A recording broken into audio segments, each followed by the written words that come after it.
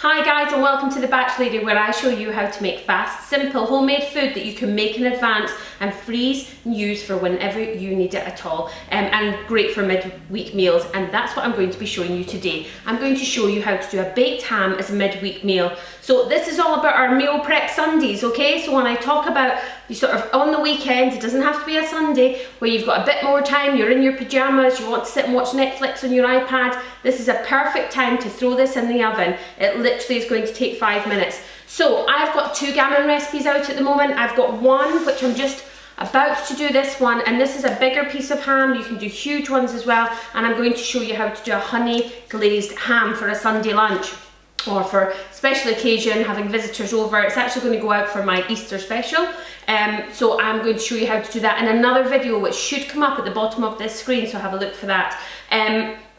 What I want to talk to you today about is about this size of ham. Now I just picked this up in Tesco or Asda, just my local supermarket. It's about this size and it's wrapped the same as this ham, and it has the cooking instructions on it. If you get a piece of ham like this, a lot of people don't really know what to do with it. Well, it's very easy for a midweek meal. If you're serving kids, you might not want to glaze it with cloves and lots of things. So what I do, and what I've already done with these I've cooked last night, so I just want to show you, is I literally unwrap them, I put them in this roasting dish, I added some, just a little bit of water just to stop it from sticking to the bottom, and I got my silver foil and I covered it over, just like that, and I threw it in the oven, 190 degrees, and I left it for 2 hours and 15 minutes. Now I've got the little bit that was joined onto it that tells you the cooking instructions, and it actually just, it doesn't even have it, you don't even have to work it out, it just tells you per weight what you need to use, and nearly all of them have it. This one has it as well. This one is telling me that it's going to take 2 hours and 45 minutes. So quite often the instructions for these hams are on the packet.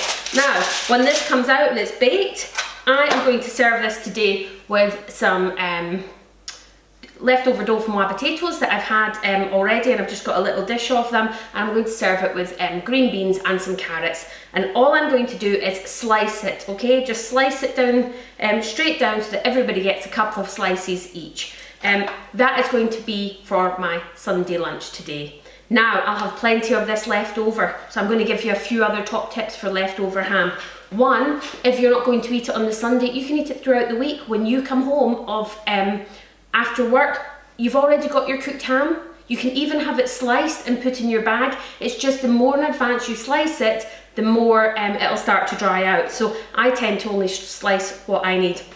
But if you want to make a nice gravy, a pork gravy, then you could actually get a Ziploc bag, and you can pour some pork gravy in, slice your ham and put it in, and just freeze it like that, ready for you to take out and use with a baked potato for a midweek meal, or some nice mashed potatoes or cauliflower cheese or something like that. So a great easy midweek meal. Now when you get to the end and you've got that little bit left that's impossible to cut, usually about 1 inch, what I do is I take that bit and I chop it into little chunks, and then I put it in a Ziploc bag and I freeze it next to some white sauce.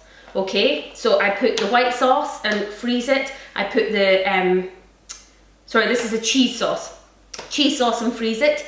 Put my cubes of ham on another bag on top of it, and I happen to have some breadcrumbs left here, so I'm going to put them on top. That is going to make a fantastic ham macaroni cheese bake with a hard top on it, so just a different variation from macaroni cheese. There's lots of things that you can do with baked ham. It's so easy to do. Put it in a tray, put some foil on, bung it in the oven for the amount of time, and you have something sitting there that you can use any time of the week. I hope you enjoyed this. Thanks very much for watching. Please watch my glazed ham if you're interested in a fancy one for a Sunday lunch, and subscribe and follow me. Thanks, bye.